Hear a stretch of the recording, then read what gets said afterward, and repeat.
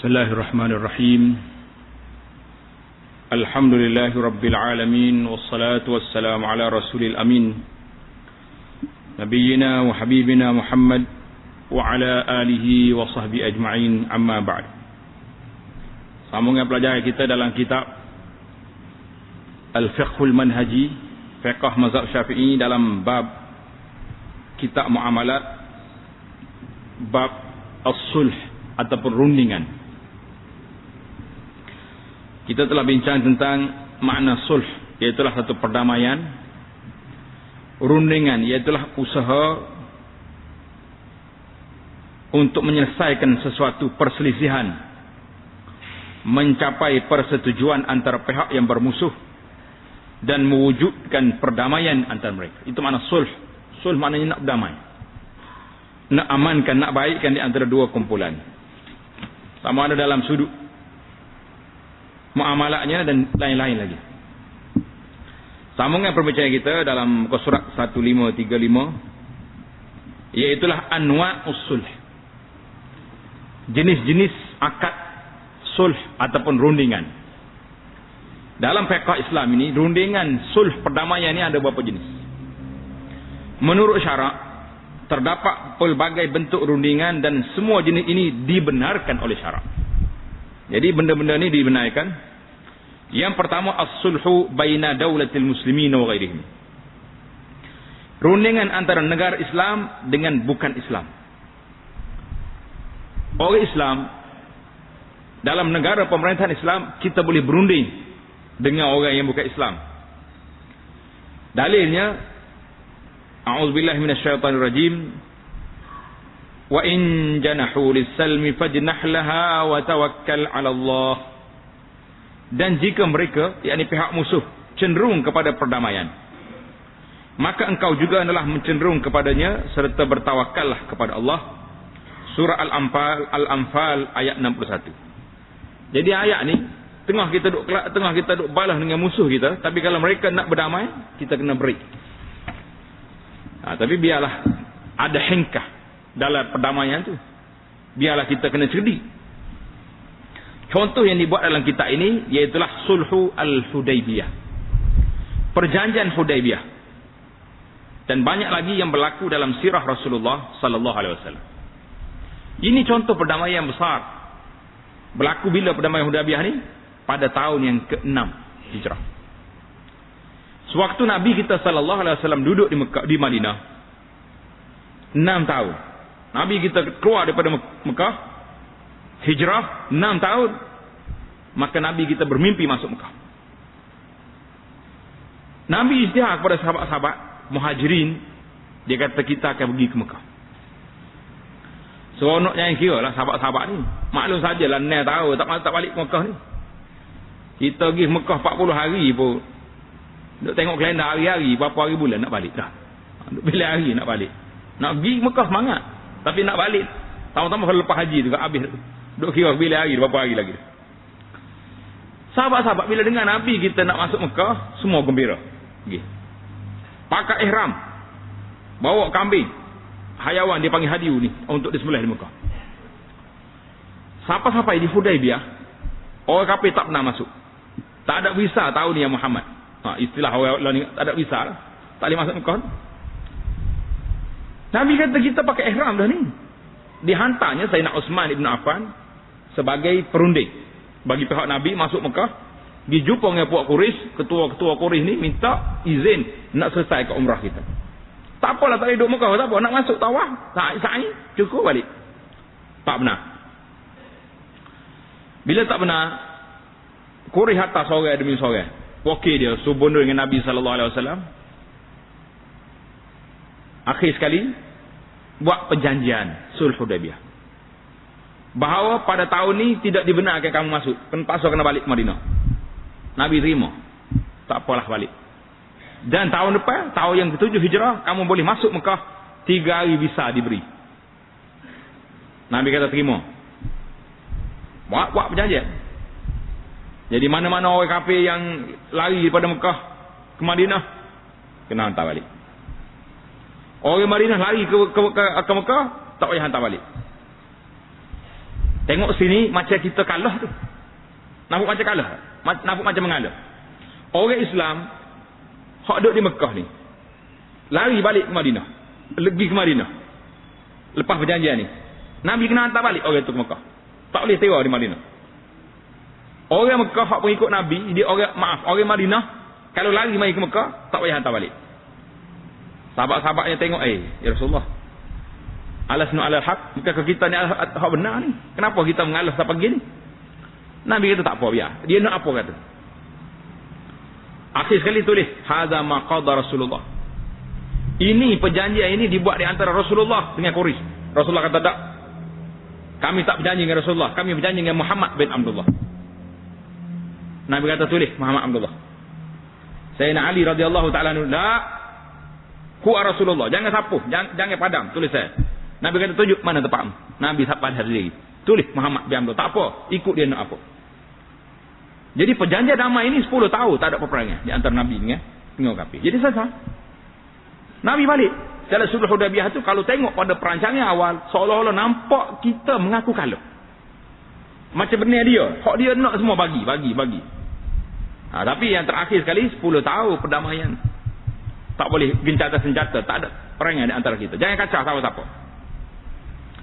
Jadi sediklah tu. Nabi kita sallallahu alaihi wasallam pun itulah peluang dia. Orang kafir tak kacau dia dah. Nampak mengalah sikit. Tapi bukan kalah. Orang hak masuk Islam, mari daripada Mekah pergi ke Madinah. Jumpa Rasulullah sallallahu alaihi wasallam, kamu masuk Islam, kami terima Islam kamu dan kamu saudara kami, tapi kamu tak boleh duduk di Madinah. Kamu kena balik semula ke Mekah. Ya Rasulullah, balik macam mana kami nak balik? Kalau balik kena bunuh kau Quraisy. Ini perjanjian kami dengan dia. Maka sahabat-sahabat ni keluar daripada Madinah, pergi duduk satu tempat lain. Dia tak balik Mekah. Duduk satu tempat lain, kelompok ni buka kelab situ, buka cawangan situ. Dia menyebabkan orang Islam hak tak boleh duduk Madinah ni, hak baru hijrah ni, perak. Mau jumpa Rasulullah, pergi duduk sini. Akhir sekali jadi satu kumpulan yang besar di situ. Jadi kekuatan kita telah pindah. Kalau Quraisy kata, apa pasal orang Islam mari duduk di sini? Ini bukan hak ikut kami. Hak ni hak kita hantar balik Mekah, dia tak nak balik macam mana? Jadi Quraisy pun tak nak buat apa. Hidup Nabi sallallahu alaihi wasallam. Jadi dalam masa perdamaian ni, inilah waktu Nabi kita tulis surat. Tulis surat ke raja sana, tulis surat ke orang tu, tulis surat ke orang ni, ambil peluang berdakwah keluar. Jadi perdamaian yang berlaku di antara Rasulullah sallallahu alaihi wasallam dengan Quraisy ni satu perdamaian yang cukup besar. Jadi ana tulis cerita perdamaian ni ke tuan-tuan boleh baca dalam buku Sejarah Mekah. Sejarah Mekah tentang masjid cerita Hudaybiyah. Cerita perdamaian yang berlaku ni memihak sebenarnya pada zahir nampak kalah Islam, tapi pada hakikatnya tak. Ini satu strategi Allah Taala beri kepada Nabi sallallahu alaihi wasallam peluang yang begitu besar. Jadi orang kafir hak balik tak apa. Hak lari daripada Madinah pergi ke Mekah, kenapa tak minta hantar balik? Ini orang munafikin. Ambil gilah mun nak pergi orang Madinah buat apa? Ada untung kita pergi orang lagu ni? Tak ada untung. Buat penyakit kepala ada. Ada lari-lari pergi. Tapi hak mari daripada Mekah hak Islam. Tak boleh duduk Madinah sebab janjian, pergi duduk lain. Maka sahabat-sahabat ni telah kumpul, buka cawangan lah istilah saya, yang menyebabkan mereka berkumpul sini lagi kuat dia. Bila Nabi kita nak masuk Mekah nanti, dia orang ni sudah ada di tengah jalan. Itu di antara Sulhul Hudaybiyah ni satu perjanjian yang hebat di antara Rasulullah sallallahu alaihi wasallam berlaku pada tahun yang ke-6.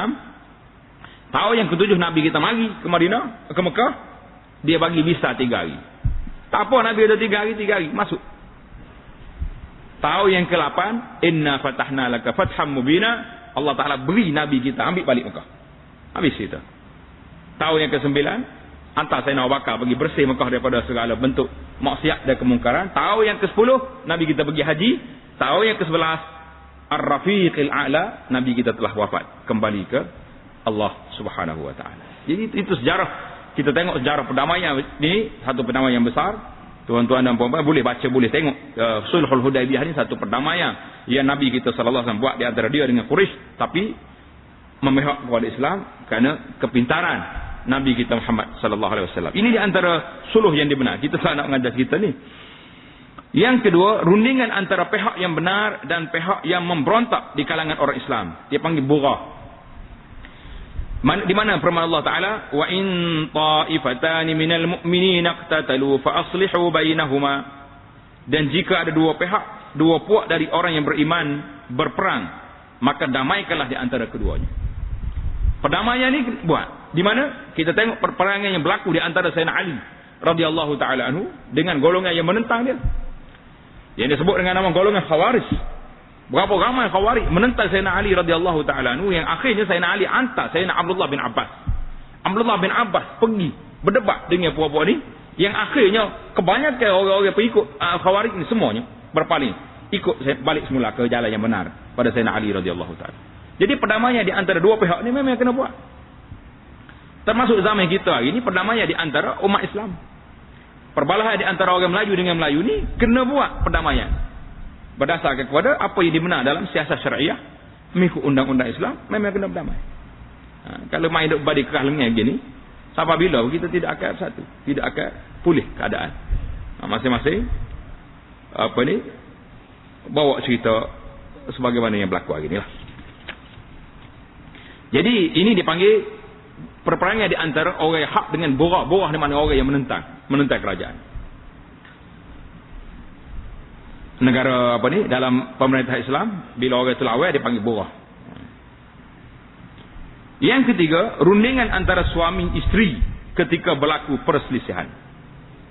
Firman Allah Taala, wa in imra'atun khafat min ba'liha nushuzan aw i'rada fala junaha 'alaihima an yusliha bainahuma sulha.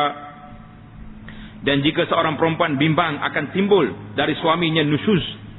Nusyuz ni makna kebencian, penderhakaan atau tidak dapat melayani dengan baik, maka tiadalah salah bagi mereka suami isteri membuat perdamaian di antara mereka berdua. Kalau suami rasa dia tak boleh hidup dengan isteri ni, tak dengan katanya, dengan kerah kepalanya, dengan segala benda, ataupun isteri tak boleh hidup dengan suami dia ni, suami jenis tak semayanya, apa ni, tak ada akhlak lah, dia tak semaya sekarang tu, akhlak lain tu boleh kata pincang lah, maka dia ada hak bagi dia orang ni buat perdamaian, berpisah dengan cara baik. Siapa? Banyak kita jumpa orang-orang macam ni, dia berpisah dengan cara baik. Tapi bila sekali-sekala dia jumpa, tak ada masalah. Tidak kata bari duk kutuk mu aku dak. Hak ni mari ingat kalau dia ada bertanya berkumpul hari keluarga dia. Suami mari ingat bini dia hal lain. Pasal berkumpul tu anak beranak ada belaka. Jadi isteri mak budak dia mari suami dia. Jadi dia boleh berkawan balik. Kenapa berpisah? Kita saja buat, orang panggil buat berani tanya. Kenapa boleh berpisah? Nampak baik, tak ada masalah.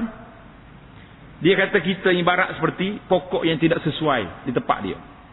Ambil pokok kelapa contohnya kita tanam atas pokok bukit. Boleh jadi tak sesuai dengan udara bukit. Dia nak di tepi laut. Jadi ada orang yang tak sesuai dengan orang ni. Kalau duduk dua ni asyik duduk berkelahi lah. Pagi, petang, siang, malam duduk balah dua ni. Tapi bila dia berpisah, fa in yatafarraqa, bila dia pisah, yughnillahu kullam min sa'ati, Allah Taala beri hak lain pula. Boleh jadi dia jumpa hak serasi dengan dia. Kalau sama-sama hak jenis cakap banyak, boleh hak cakap banyak juga. Baru kena begitu boleh dah. Ni hak bahasa jenis cakap banyak lebih ada moral lagi, hak ni bahasa duduk dia. Tak gerak nak bawa lagu ni. Jadi tak sesuai keadaan yang menyebabkan dia berpisah dengan cara baik, perdamaian, nusyuzan. Bila dia nampak isteri ni tak boleh layan suami. Suami dia ni ganas ke, ataupun isteri pun ada masalah, suka berjalan kot suka bergerak. Hari ni macam-macam problem berlaku di antara suami isteri ni. Kalau kita masuk bab ni, tak keluar kita bab mana ni. Terlalu banyak masalah yang timbul di antara dua kumpulan ni. Yang pentingnya kita boleh buat sulh, boleh buat perdamaian, tapi jangan sekali-kali masuk hasutan orang lain. Jangan. Hal ni bimbang satu. Ramai juga kes berlaku perceraian hasil daripada hasutan orang lain. Bukan dia dua nak pisah, tapi orang lain tu duduk pelaga pula. Ini haram kerja lagi ni, bukan suluh ni. Pecah belah dia panggil. Yang keempat, as-sulhu bainal mutakhasimain, rundingan antara dua pihak yang bertelagah mengenai perkara yang tidak membabitkan harta, dan mereka bukan golongan yang memberontak. Jadi orang ni bukan borah, bukan penderhaka kepada kerajaan, dan bukan juga termasuk di dalam perpisahan tentang harta-harta. Tak, dia balas sama dia ya. Mungkin masalah-masalah tertentu lah. Contoh di sini riwayat daripada Sahal bin Sa'ad radhiyallahu taala anhu, katanya anna ahla Quba iqtatalu hatta taramau bil hijarati fa ukhbira Rasulullah sallallahu alaihi wasallam bidzalika faqala idhhabu bina nuslihu bainahum. Hadis riwayat Bukhari. Penduduk Quba, orang-orang di Quba bergaduh hingga mereka saling membaling batu. Biasanya di zaman Nabi sallallahu alaihi wasallam pergaduhan ini, perbalahan antara dua kumpulan ini mari daripada mana? Mari daripada hasutan puak-puak munafikin ataupun Yahudi. Biasa Yahudi ni dia pergi kapur ni, dia baki asal. Contohnya ni kapur Aus. Ya sebelah ni kampung Khazraj. Dia kata Aus, mu tak ingat aku. Tok mu mati dulu siapa bunuh? Puak-puak Khazraj. Mu tak ingat ke tidak? Anak mu mati dulu, adik-adikmu dulu siapa dia bunuh? Dia panah Khazraj. Lalu ni puak Khazraj ni nampak besar kepala. Duk cakap hak. Jadi mula dia pergi Pak Khazraj, dia belaga pula. Dia kata mu ni dia. Jadi bakit orang ni bila mari syaitan orang yang ketiga ni duk panah enjin, mula nak naik. Jadi sampai sekali tu Nabi kita bongkar pergi. Marah pada sahabat. Dia kata mu duduk buat benda ni nak apa ni? Lawangan jahiliah ni. Wa ana baina azhurikum. Aku ada sekali yang kamu masih lagi duk bawa syiar jahiliah, duk main perkauman yang gini. Jadi Nabi kita sallallahu alaihi wasallam tengok dalam cerita ni pergi ahli Quba. Lalu Rasulullah sallallahu alaihi wasallam diberitahu mengenai perkara itu. Orang berepot, ya Rasulullah cepat. Puak-puak Quba tu, kabilah di sana telah saling melontar batu, pekor batu dah. Berkelahi. Baginda sallallahu alaihi wasallam bersabda, mari kita pergi damaikan mereka. Ta'al. Nabi kata, hayya bina nuslihu bainahum. Mari kita pergi damaikan di antara dua kumpulan besar. Itu yang keempat. Yang kelima, as-sulhu fil muamalah. Iaitulah rundingan dalam aspek muamalah yang membabitkan harta. Jadi perundingan tentang harta inilah yang dimaksudkan oleh para fuqaha dalam tajuk ini. Kita nak bincang sungguhnya ni isu yang kelima ni, ba kitabus sulhi, ba suluh perdamaian dalam kitab fiqh muamalahnya, iaitulah muamalah yang terlibat dengan harta benda. Ada pihak lain-lain tadi dia masuk dalam bab lain tu. Setengahnya masuk dalam kitabus siyar, setengahnya masuk dalam ahwal syakhsiyah, kitabun nikah. Hak kita nya mana? Ni dalam bab muamalah. Mereka menamakannya sebagai sulh atau rundingan. Jenis-jenis rundingan yang lain akan dibincangkan dalam tajuknya yang tersendiri. Hal lain-lain itu dalam bab dia, dalam bab peperangan, dalam bab apa. Kita balik kepada tajuk kita, as-sulhu fil muamalah. Rundingan dalam bab muamalah ni, apa benda yang kita boleh buat? Rundingan dalam muamalah mungkin berlaku antara dua pihak yang saling mendakwa, ataupun antara pihak yang mendakwa dan pihak yang tidak berkenaan. Dia ada tiga kategori ini. Kedua-dua kes ini membabitkan hukum yang berasingan. Satu kes, perdamaian yang berlaku di antara dua kumpulan yang memang berkelahi, berebut harta. Masing-masing kata hak ni hak aku, ni aku. Satu lagi dia panggil di antara mudda'i dengan ajnabi. Orang lain, orang yang ketiga. Orang ini tidak hak kita, tapi dia nak masuk campur. Jadi apa keadaannya? Cuba kita lihat nanti. Yang pertama, rundingan antara pendakwa dengan yang didakwa. Dalam bahasa Arab, pendakwa dia panggil al-mudda'i. Kena ingat. Pendakwa al-mudda'i. Orang yang didakwa dia panggil mudda'a alaihi. Ni bahasa Arab ni kena belajar, dia punya istilah. Baru boleh jadi lawyer Islam dah. Hari ni kita duduk sibuk nak latih lawyer syariah orang bukan Islam. Apa masalahnya kita? Dia masalah kita ni, lawyer lain banyak lagi kerja lain. Apa nak capur orang Islam? Anak orang Islam hak jadi lawyer syar'i pun ramai, tak ada kerja lain ni. Penganggur pun ada setengah. Tak. Orang kita mau ambil lawyer mu, apa duduk sibuk sangat? Itu masalah. Kita macam mana orang yang bukan Islam, yang tidak beriman dengan Quran, yang tidak beriman dengan hadis Nabi sallallahu alaihi wasallam, orang ni nak percaya ke Quran sebagai perundangan. Dia percaya ke undang-undang orang putih, jadi tiba-tiba nak bagi jadi lawyer bagi pihak Islam dah pula. Jadi semua ni kerana apa? Kerana duit banyak sini. Banyak kes-kes yang terjadi yang kita membimbangkan kita laginya, pokok lawyer ni nak bawa kes lain. Bila dia boleh bawa masuk mahkamah isu murtad yang tak sesat hari ni orang hak berani bawa. Anak orang Islam kalau bawa kes murtad, beringat juga, tidak beringat. Salah cakap sekali dengan dia. Bukan anak gua saja kena, sekali dengan peguam tu. Masuk neraka sekali. Jadi bila mari hak memang hak duduk situ dah, apa dia takut Tuhan? Takut Tuhan apa ni? Tak takut. Jangan duduk dicampur. Jadi ini masalah dia panggil orang yang ketiga ni, sama ada dia ni orang yang dia panggil peguam, lawyer dan sebagainya. Jadi kita nak mudda'a alaihi. Istilah-istilah Islam ni kena kira. Jadi yang pertama, rundingan antara pendakwa yang didakwa. Mudda'i dengan mudda'a alaihi. Rundingan mungkin berlaku antara pendakwa dengan yang didakwa dalam keadaan orang yang didakwa mengakui kebenaran dakwaan tersebut. Payah. Ini senang. Orang ni mamak ni dakwa pada dolah ni ambil benda dia. Si dolah ni mengaku betul sungguh. Ini selesai masalah ni.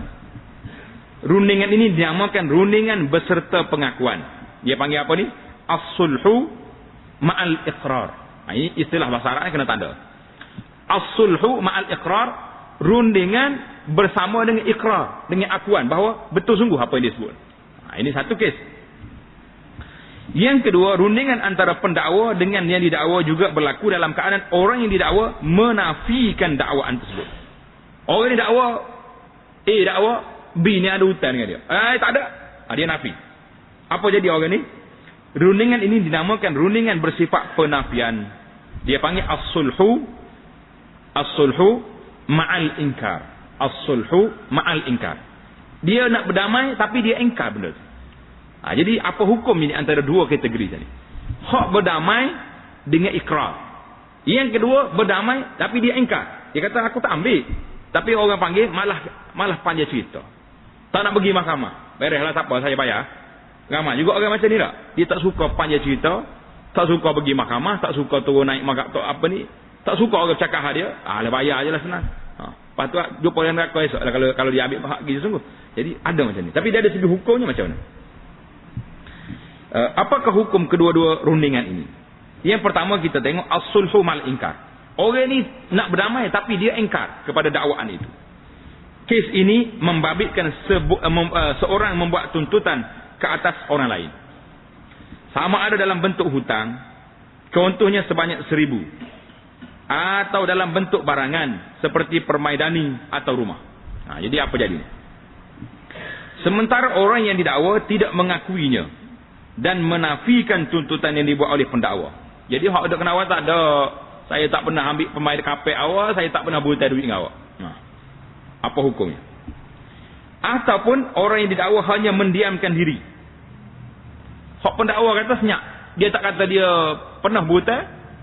Dia tak kata apa-apa, dia diam. Orang dia ni payah nak cerita. Tak nafi pun tidak, ikrar pun tidak, diam.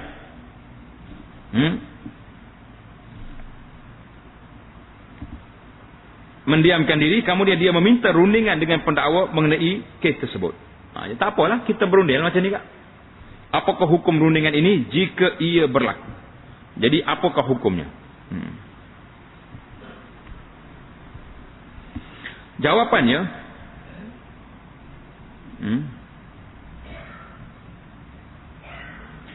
rundingan seperti ini tidak dibenarkan. Tak sah mengikut syarak. Dan tidak bertepatan dengan syarak. Jika dia berlaku, kalau kita runding juga macam ni, rundingan tersebut tidak sah dan tidak membawa apa-apa kesan hukum seperti yang akan dibincangkan nanti dengan izin Allah Subhanahu wa taala. Jadi kita kata kita ni berdamailah, tak payah cakap banyaklah, tak payah pergi mahkamah lah, saya bayar sebab kita tak mau apa ni panjang cerita. Jadi mengikut hukum syariahnya tak sah. Apa alasannya?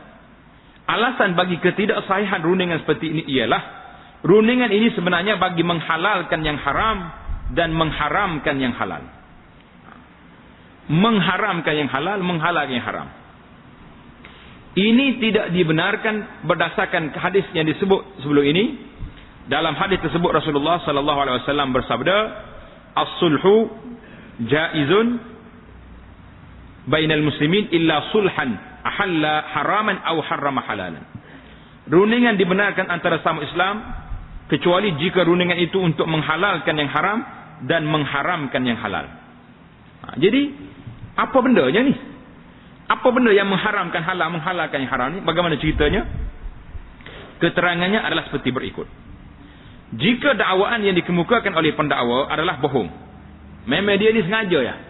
Dia tahu orang ni baik. Kalau kita dakwa dia sah, dia bayar kita. Dia bohong kan? Ini bermakna rundingan ini menghalalkan dia mengambil harta orang lain. Seolah-olah kita benar dia ambil harta kita. Sedangkan perbuatan ini diharamkan. Dengan ini rundingan ini menghalalkan yang haram dan ini tidak dibenarkan. Jadi seolah-olah kita menghalalkan benda haram. Haram orang itu ambil. Sebab dia waktu dah lesu pada kita. Walaupun kita nak selesai masalah secara baik, tapi tak boleh kita buka pintu pada orang penipu macam ni. Tidak kita buka pintu. Buka pintu. Sikit lagi mari orang lain pula. Tak apa dia kata haji tu baik. Kalau kita dakwa apa-apa dia bayar. Tak mari dakwa pula. Allah, awak dulu ambil barang saya, tak ingat tak bayar lama dah ni. RM500. Pak cik haji ni pun tak apalah. Kita berunding macam ni kan, awak digugurkan tuntutan saya bayar. Jadi akhirnya jadi mangsa lah orang ni. Dengan rundingan yang sulh, yang engkar ni. Jika dakwaan pendakwa adalah benar. Jadi kalau dakwa itu benar sungguh, bermakna dia telah mengharamkan sebahagian hak miliknya, sedangkan harta tersebut halal baginya. Baiklah, kita andaikan pendakwa itu betul. Benar sungguh dia, ada hutang sungguh dengan orang yang didakwa. Orang dakwa engkar, maka dia berdamai nak suruh orang dibayar. Apa jadi? Bayar tu tak mesti, tak suruh. Kalau kita dakwa 1,000, dia nak bayar 500. Nah, 500 kita telah menggugurkan hak kita. Kita telah mengharamkan hak kita, sedangkan hak kita tu halal bagi kita. Itu maksud dia. Ini kerana melalui penafian orang yang didakwa memaksanya menggugurkan haknya. Dengan ini bermakna rundingan seperti ini telah mengharamkan yang halal dan ini juga tidak dibenarkan oleh syarak. Jelas pada kita dua kategori ini tak dibenarkan. Kita pergi pula kepada perkara yang kedua, as-sulhu ma'al iqrar. Rundingan beserta pengakuan. Orang ni terima dah. Dakwaan yang dikata tadi, okey betul sungguh. Apa jadi pula? Kes ini membabitkan seorang yang menuntut sesuatu hak daripada orang lain dalam bentuk hutang atau barangan. Dalam kes ini, orang yang didakwa mengakui kesahihan dakwaan tersebut, tetapi dia menuntut supaya diadakan rundingan bagi menyelesaikan kes itu. Saya tahu saya butang awak, tapi kita berunding. Macam mana nak buat? Jika wujud rundingan antara kedua-dua pihak, rundingan tersebut dibenarkan dan sah. Boleh jadi nak berunding itu cara bayar lah. Saya memang ada hutang sungguh 1,000, 10,000. Tapi oleh kerana saya hari ni kesuntukan duit. Macam mana kalau kita bayar 500 je sebulan? 1,000 ke sebulan? Jadi itu dia panggil perundingan. Bagaimana cara nak bayar? Apa sajalah. Rundingan tersebut akan terikat dengan segala kesan, implikasi dan hukum yang ditetapkan dalam kes rundingan. Ini kerana rundingan beserta pengakuan ini lebih menepati kehendak dalil-dalil mengenai kesahihan rundingan. Jadi rundingan sebenarnya nak kepada orang yang ikrar. Orang yang engkar ni tak boleh. Sebab kita membuka ruang yang luas kepada orang-orang yang menipu macam ni. Dalam kes ini, hak yang dituntut mungkin dalam bentuk barangan dan mungkin dalam bentuk hutang. Semua ini membabitkan hukum yang berasingan. Kita tengok satu-satu bagaimana dia huraikan di sini. Dia kata rundingan membabitkan barangan tertentu. Jadi ada barang. Orang ni dakwa, orang ni berhutang dengan dia. Mungkin perkara yang dibincangkan membabitkan sebahagian daripada barangan tersebut. Awak ambil barang saya. Kes ini dinamakan sulh al-hatitah. Sulh al-hatitah di mana ribat ataupun perdamaian nak mengugurkan sebahagian daripada tuntutan. Itu mana hatit. Mungkin ia juga akan membabitkan barangan lain dan manfaat lain. Kaitan itu banyak. Kes ini dinamakan sulh al-muawadah. Sulh tukaran. Hak saat ni hatit maknanya kita daripada 1,000 jadi 500. Itu hatit gugur. Yang kedua, daripada dia buta kita barang ni, daripada dia buta panggil barang-barang kemas contohnya, maka dia bayar dengan kereta. Itu dia panggil muawadah, tukar barang. Apa jadi ni? Yang pertama, satu dia panggil sulh al-hatitah. Sulh al-hatitah berlaku apabila hak yang dituntut dan dirundingkan berbentuk barangan tertentu dan rundingan antara pendakwa dan didakwa hanya membabitkan pengambil alihan sebahagian daripada barang tersebut. Jadi benda tu ada nak, tapi kita nak kurangkan. Contohnya rundingan kedua-dua pihak membabitkan sebuah rumah. Melalui rundingan tersebut dipersetujui pendakwa mengambil separuh daripada rumah tersebut dan bakinya dikira sebagai anugerah pendakwa orang yang berhak terhadap barang tersebut. Jadi rumah ni rumah awak tu ni. Memang saya duduk lama dah sini. Jadi macam mana nak buat? Tak apalah, bayar setengah. Setengah lagi saya sedekah. Itu dia panggil khatib. Menggugurkan sebahagian. Jadi anugerah pendakwa kepada pemegang barang tersebut, iaitu orang yang didakwa. Dalam kes ini, akad rundingan ini perlu mengikut prosedur akad hebah atau anugerah yang telah dibincangkan sebelum ini. Kita dah bincang tentang hebah dan anugerah yang kita bagi ini. Dalam salah satu syarat kontrak hebah ialah orang yang didakwa mestilah bersetuju untuk menerima hebah tersebut selain perlu memenuhi syarat-syarat lain. Rundingan ini dinamakan sebagai sulh al-hatitah, sulh menggugurkan sebahagian, kerana orang yang berhak terhadap barangan tersebut, iaitu pendakwa, telah menggugurkan sebahagian haknya terhadap barangan tersebut untuk diserahkan kepada orang yang didakwa. Boleh faham tak? Maknanya suluh perdamaian dengan cara menggugurkan sebahagian daripada hak. Yang kedua, sulh al-muawadah, perdamaian dengan cara tukaran. Ianya berlaku apabila perkara yang dituntut dan dirundingkan membabitkan barangan, dan persetujuan yang dicapai ialah orang yang didakwai, iaitu orang yang pada ketika itu memegang barangan tersebut bersetuju membayar semula dengan barangan lain sebagai ganti kepada barangan tersebut. Jadi dia tukar barang ni. Contohnya, jika perkara ini dirundingkan tersebut sebuah rumah, orang ni duduk atas rumah kita, rumah kita sungguh dia pun mengaku rumah awak dah ni, dan kedua-dua pihak berunding supaya orang yang didakwa menggantikannya dengan sebuah kereta.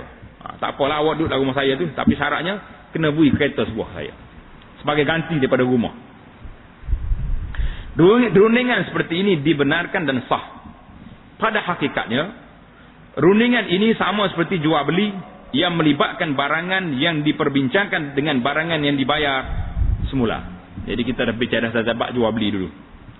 Pada ketika ini, akad rundingan ini perlu mengikut segala prosedur jual beli seperti mana yang sedia maklum. Contohnya, kedua-dua pihak maklum tentang harga yang dibayar.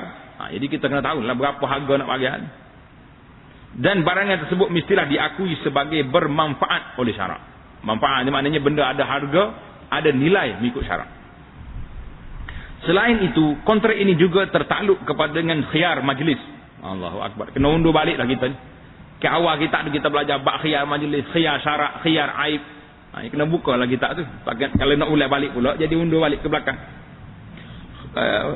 Perkara yang membatalkan jual beli juga akan turut membatalkan akad ini. Begitu juga perkara yang diharamkan dalam jual beli juga diharamkan dalam akad ini.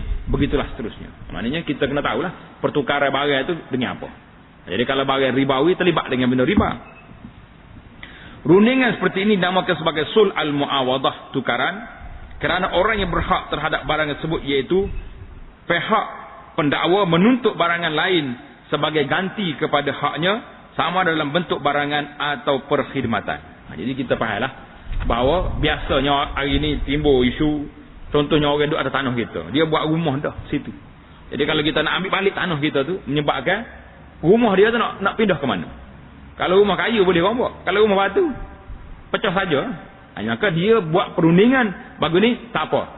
Oleh kerana tanahnya awak ni kita nilai dengan harga 20,000, saya bayar 20,000, ataupun beri sebuah kereta dengan harga yang sama 20,000, ataupun beli tanah lain. Itu dia panggil sulh al-muawadah, kita tukar dengan benda lain. Ini dibenarkan, disahkan. Jika rundingan tersebut membabitkan perkhidmatan suatu barang yang lain, bab khidmat pula. Ni barang. Contohnya orang yang mendakwa menuntut supaya rumah yang menjadi haknya digantikan dengan perkhidmatan sebuah kereta selama setahun. Tak apa awak duduk rumah saya, tapi awak kena beri kereta awak setahun saya pakai. Apa jadi ni? Rundingan ini dikategorikan sebagai akad sewa, dan ia tertakluk dengan hukum-hukum sewa. Boleh pindah pada hukum sewa. Jika rundingan tersebut membabitkan perkhidmatan daripada barangan yang dirundingkan, contohnya pendakwa berunding dengan orang yang dakwa bahawa dia, iaitu pendakwa akan mendiami rumah yang menjadi topik rundingan tersebut selama 10 tahun. Tak apa, saya duduk sini 10 tahun. Dan kemudian akan menyerahkannya semula kepada orang yang didakwa. Rundingan ini berbentuk pinjaman. Dia panggil i'arah. bahasa Arab. Dan tertakluk kepada hukum peminjaman. Itu dia panggil dua perkara. Dalam bentuk barang atau manfaat. Rundingan yang kedua ni, B dalam kitab ini kata rundingan membabitkan hutang. Apa kes pula dengan hutang? Kita tengok sini. Apabila satu pihak mendakwa pihak satu lagi berhutang dengannya. Ni ramai ni. Kes berhutang ni boleh katakan kes yang sangat masyhur lah di kalangan kita. Orang kita ni pun ada duit pun tak nak bayar hutang orang. Ni pun satu penyakit juga. Duit ada tapi nak bayar hutang punyalah payah. Setengah tu hutang orang tak nak bayar. Mekah boleh pergi 2 kali setahun dia pergi Mekah. Hutang orang tak boleh bayar. Siapa orang mari tanya tak sah ke tak umrah dia tu. Pasal hutang saja dia tak bayar, umrah dia pergi. Saya kata umrah dia cerita lain. Hutang awak dengan dia tu cerita lain. Jadi kita pergi sekat di airport tu. Ambil pasport balik. Jangan duduk suruh dia. Jangan duduk pernah dia pergi tu. Apa jadi ni? Membabitkan hutang. Contohnya pendakwa berunding dengan orang yang didakwa bahawa dia, iaitu pendakwa yang bawah. Contohnya 1,000 ringgit. Dan orang yang didakwa mengakui hutang tersebut. Betul saya berhutang dengan awak. Seterusnya kedua-dua pihak berunding. Jika rundingan ini hanya membabitkan pengambilan sebahagian daripada jumlah hutang tersebut, ia dinamakan sebagai sulh al-hatithah. Saya ada 1,000, saya bayar awak 500 boleh. Rundingan ini dinamakan sulh al-hatithah. Rundingan ini dinamakan sulh al-muawadah jika dia membabitkan pengambilan barang lain atau perkhidmatan lain. Jadi macam mana kita nak ni tentang dua perkara ini. Kita perhabislah sikit. Yang pertama sekali, hutang yang melibatkan hatith. Kita nak gugurkan hak kita. Dalam kes ini, pemiutang bertelingkah dengan penghutang. Dan penghutang mengakui mengenai hutang tersebut. Selepas itu, kedua-dua pihak berunding. Mereka bersetuju supaya pemiutang merebatkan maknanya mengurangkan sebahagian daripada jumlah hutang tersebut. Contohnya, penghutang berunding dengan pemiutang supaya hutangnya berjumlah 1,000 hanya dibayar dengan 500. Saya nak bayar 500 awak, boleh? Rundingan seperti ini sah. Boleh kita buat. Boleh terima. Rundingan seperti ini bermakna penghutang bersetuju membebaskan pemiutang daripada menjelaskan baki hutangnya. Tak apalah awak susah, awak bayar setengah. Jadi boleh kita bayar.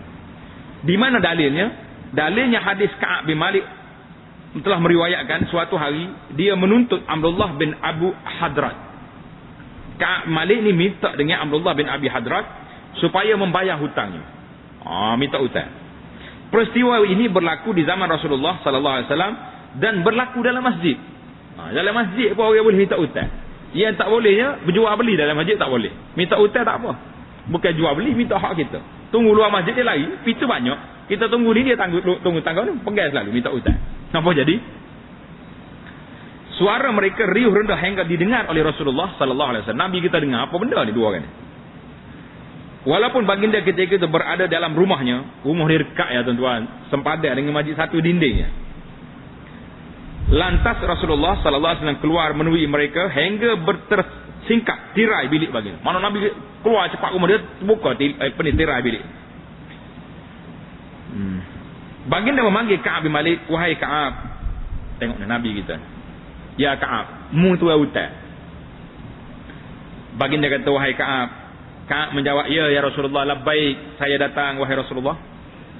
Sambil mengisyaratkan dengan tangannya, baginda sallallahu alaihi wasallam bersabda, "Da', kurangkanlah sebahagian daripada hutang."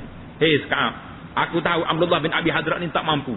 Mengkurang sikit hutang tu. Gugur hutang. Ka'ab membalas, ya wahai Rasulullah, tak apalah saya setuju. Maka Rasulullah sallallahu alaihi wasallam bersabda, bangunlah dan bayarkan hutang itu kepadanya. Nabi kata, okey. Boleh balasnya, bayar hutang itu setengah. Setengah lagi dia sedekah kamu. Ini menyebabkan bahawa boleh kita gugur hutang kita kalau kita nak. Rundingan boleh diterima sah jika ia menggunakan perkataan sulh rundingan. Ataupun jika menggunakan perkataan ibra'. Ibra' ni, ibra' dengan makna lepaskan atau gugur. Ini ingat, kesan daripada ibra' ni tuan-tuan, ada satu benda yang berat yang kita nak. Jika perkataan yang digunakan ialah ibra', al-ibra' menggugurkan hak, orang yang didakwa tidak perlu menyatakan persetujuannya. Tak payah kata saya setuju tak payah. Dia gugur. Sebaliknya, jika ia perlu mengikut prosedur hukum ibrak. Apa hukum ibrak ini? Yang pertama, orang yang membebaskan penghutang daripada bebanan hutang mestilah orang yang layak memberikan sumbangan tersebut. Orang ni kena layak. Jangan main orang wakil orang ke budak kecil. Ini bermakna ia tidak sah dilakukan oleh penjaga kanak-kanak. Sebab bukan hak dia. Kerana dia tidak berhak menyumbang menggunakan harta kanak-kanak jagaannya. Jadi isu ibrak ni, orang yang jaga harta kanak-kanak tak boleh dia. Ini yang selalu kita tekankan tentang orang-orang yang pemegang amanah kepada anak-anak yatim. Jangan duk guna harta ni tak terpasang. Yang kedua, orang tersebut mestilah mengetahui sebahagian yang dilangsaikan, yang diibrakkan itu adalah tidak sah jika dia berkata, saya bebaskan kamu daripada sebahagian bebanan hutang ini. Banyak mana hutang tak tahu.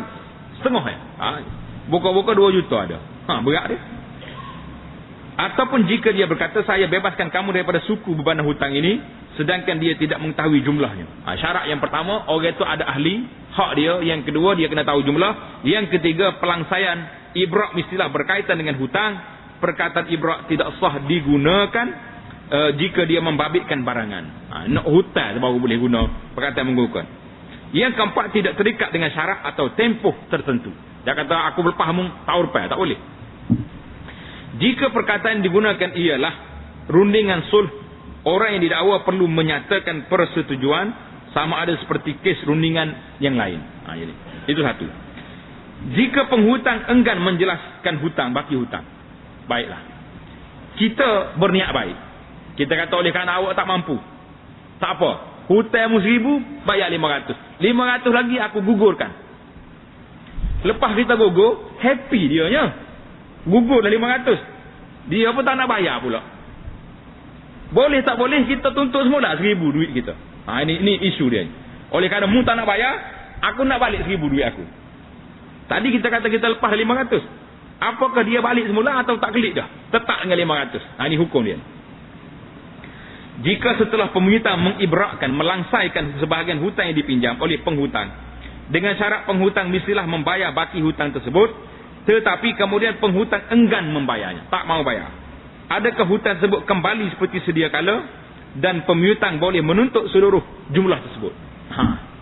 Jawabnya, menurut pandangan yang paling sahih, pandangan yang rajih, yang asah, jumlah hutang tersebut tidak kembali kepada jumlah asal. Tak boleh balik dah. Lakak dia ni.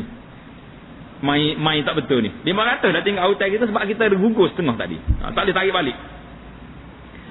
Alasannya, pelangsai tersebut telah menggugurkan hak tersebut. Ini bermakna pelangsai ini telah menggugurkan sebahagian hutang tersebut daripada tanggungjawab penghutang. Kaedah fiqh ada menyebut, kaedah fiqh kata apa? As-saqitu, letak baris. As-saqitu la ya'ud. As-saqitu la ya'ud. Perkara yang digugurkan tidak akan kembali lagi. Benda hak jatuh tak balik semula. Seolah-olahnya macam tahu gugur, tak boleh nak balik semula ke dah dia. Ini kaedah usul fiqh. Dengan ini, golongan pemiutang, orang yang berhutang kepada orang mestilah mengambil perhatian supaya tidak melahirkan perkataan yang merujuk kepada pelangsaian, ibrak atau yang seumpama dengannya, seperti saya hapuskan segala hutang kamu kepada saya. Waktu kita duduk berunding baik-baik itu, kata saya tak apalah hutang awak dengan saya lepas semua. Apa jadi? Ketika itu, hutang yang dimaksudkan akan gugur daripada tanggungjawab penghutang. Selepas itu penghutang tidak berhak lagi menuntut hutang tersebut tanpa mengira sama ada penghutang menerima pelangsaian tersebut atau tidak. Sama ada ia dilakukan dalam keadaan marah atau senang hati. Seperti mana yang kadang-kala dilakukan oleh isteri. Dengan amalan ni. Buat-buat muslimat kita tu. Ketika melepaskan, melangsaikan mahar yang masih perlu diberikan oleh suami mereka. Dalam mazhab Syafi'i, kahwin kalau tak ada duit, boleh butas. Allahu Akbar. Nak berapa ribu nak tu? Mah kahwinnya 10,000. Tak apa, saya bagi 2,000 dulu, 8,000 lagi butas. Isu yang ada hari ni, yang berlaku di zaman kita ni, orang bawa masa nak akad nikah, bawa cek. Nak tunjuk dah. Saya ni ada cek ni akaun banyak. Nak akaun mana boleh? Bank Islam boleh, bank KP boleh, semua ada bank boleh. Tu email tak terima cek ni. Cek ni nak tulis 100,000 boleh tulis. Moga duk tangan kita kertas. Jadi ada berlaku ni, satu kes ni berlaku. Kita tak nak sebut tepat. Bawa cek. Tak tahulah nak menunjuk ke apa. Wallahualam, kita niat dia kita tak boleh periksa. Akhir sekali tu email kata gini, kutip remah mana ada ni? Anak-anak hak mari nak belagak ni kutip remah berapa ringgit boleh? Buka-buka dalam poket ada RM100. Tu email akad nikah dengan RM100. Atau pada muka tu. Aku nikah lah kamu dengan mek ni, belah kahwinnya RM100. Terimalah kahwin tu hanggut. Cik tu kata selesai, bayar ke bini. Jadi bermakna kahwin tu butai lagi sebab dia janji RM1,000, RM10,000 tadi. Jadi malam tu nya gosok molek ke abang dia. Adinda dia kata tak apalah abang. Cik hak abang tak payah duduk sesah-sesah lah. Saya lepaskanlah. Lepas. Perkahwin ni menikah dengan RM100 tu lah jadinya. Jangan duduk korang. Kena pesan molek ke anak-anak perempuan kita hak baru duduk menikah tu. Kata mu ni, jangan duduk malam nak saya tu, kasih saya kuat-kuat tu. Jangan duduk lepas hutan-hutan ni. Tunggu dulu. Betul ke tidak suami ni orang berjuru ni? Kalau bunyi lepas hutan tak lama hilang sekali dengan dia pula kan. Allahu akbar. Berapa kes dah berlaku ni? Kok mari kereta BMW lagi mesedih lagi. Rupa-rupanya dia ni jual kereta. Boleh tanya tukarlah kereta ni. Ejen kereta. Banyak berlaku dunia hari ni. Allahu akbar. Apa kawan kita ni? Jangan duduk saya sangat. Sabar melepas kita lepas. Sama juga dengan benda lain. Bila kita berlepas tak boleh balik. Kaedah fiqh kata as-saqitu la ya'ud. Hak gugur tak balik dah. Yang kedua, sul al-mu'awadah membabitkan hutang. Kes ini membabitkan satu pihak mendakwa lawannya berhutang dengannya. Awak dia berhutang dengan saya. Contohnya 1,000. Orang yang didakwa mengakuinya. Selepas itu kedua-dua pihak membuat rundingan mengenai hutang tersebut. Dengan penghutang akan memberikan pemihutang barangan tertentu. Contohnya mesin basuh. Tak apalah saya bagi mesin basuh, awak ni ambil. Kes ini dikategorikan sebagai muawadah, tukaran dan jual beli. Ia membabitkan hukum-hukum jual beli. Jika melalui rundingan ini, penghutang perlu memberikan sesuatu perkhidmatan seperti kebenaran mendiami sebuah rumah selama setahun. Rundingan ini dikategorikan sebagai ijarah, sewa, dan membabitkan hukum hakam ijarah seperti mana yang telah dibincangkan dalam tajuk rundingan membabitkan barangan. Jadi insya-Allah kita akan sambung balik perbincangan kita dalam perkara yang kedua, rundingan antara pihak pendakwa dengan orang yang ketiga. Lepas tu kita akan masuk dalam bab ni insya-Allah taala. Jadi dia masalah muamalah ni kadang-kadang kita jangan dengar je sangat. Setengah orang ni, hari ni satu kes orang tanya. Dia buat sarai buruk beratus ribu dah habis. Mari ustaz dia kata haram berburun. Allahu akbar. Haram nak pula dah. Jadi anak kata saya hormatlah kepada ustaz tu, fatwa dia tu. Tapi bagaimana dengan majlis fatwa kebangsaan yang bersidang mengatakan benda tu harus? Bila dia dengar benda ni terkejut kawan tu. Harus. Boleh. Kata majlis fatwa kata boleh. Ustaz saja kata tak boleh. Dia nak pergi putus bangunan 200,000 buat. Sebab ustaz dia kata tak boleh. Jadi kita dalam bab muamalah kena teliti. Ada setengah orang ni dia tak baca banyak. Tidak teliti dalam masalah-masalah yang baru yang berlaku. Benda sarai buruk ni tak ada dalam kitab-kitab lama, tidak ada. Jadi janganlah kita gopoh sangat mengeluarkan fatwa yang menyebabkan orang nak pergi putus dah. Projek-projek yang dia buat. Dan kita nak buat projek ni pun jangan mudah-mudah. Tanya juga ustaz-ustaz. Kalau boleh 2-3 orang tanya. Awak ustaz ni pakar bagi apa ni? Oh dia kata saya jak muda sampai tua. Tak rajin mengajar kita. Lain pada kita usuluddin. Jangan tanya bab fiqh. Nah. Hak ni pula duk mengajar bab tasawuf muda lepas tua. Dia tanya bab fiqh benda-benda baru ni. Jawab dia jumpa dah jawab pelik-pelik ni. Jadi kita kena tanya dari sudut kepakaran, dari sudut keahlian orang itu kena ada. Jangan mudah dengar buah tak terkalu akhirnya kita rasa tersepit dalam hidup dalam agama ni. Dalam masalah kita ni insya-Allah. Jadi insya-Allah kita akan sambung perjalanan kita dalam bab yang perkara yang kedua, rundingan antara pendakwa dan pihak yang ketiga dengan orang ajnabi. Subhanakallahumma bihamdika asyhadu an la ilaha illa anta astaghfiruka wa atubu ilaik. Wa sallallahu ala nabiyyina Muhammad wa ala alihi wa sahbihi ajma'in. Walhamdulillahirabbil alamin.